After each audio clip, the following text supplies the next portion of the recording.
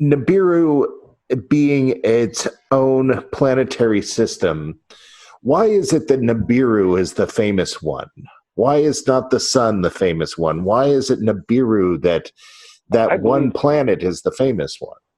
I think we can thank Zecharia Sitchin for that, because I think that was one of the first major things that he translated. And if you look on even on religious art, and you look on some of the earlier secretive texts that some of the religious folks used to put out, and some of the Egyptians, and you look for these two separate balls on either one side of the picture or the other, and they're these matching things. They're telling us, even the Greeks knew that we had two suns. And that information has been crushed and lost and misrepresented. And if you watch Aliens of the Sky series, which is a phenomenal series, they've even got it mixed with, because the planet Saturn, and that notion that Nibiru is a red planet. Now, the notion behind Nibiru being a red planet, and everybody mistakes when they're talking about the brown dwarf or the red dwarf, and which is a bunch of internet disinformation.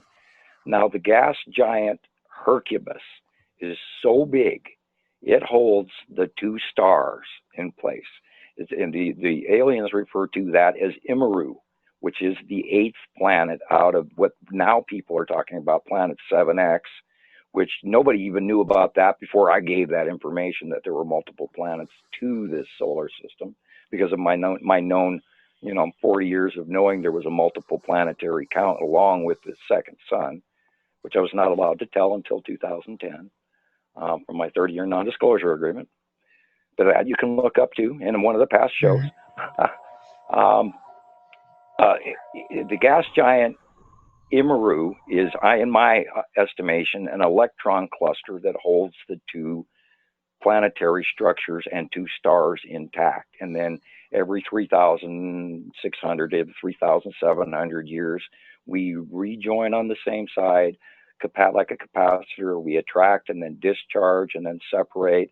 And it's cyclic, just like the universe breathes, and just like our solar system breathes, just like in subatomic string theory, there's a breath of opening and closing and opening and closing, ebb and flow in everything, including our transition through the galactic plane on the top of the galactic plane.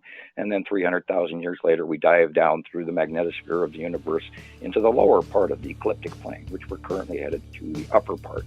And that was what the Mayan calendar on the 5th age was talking about.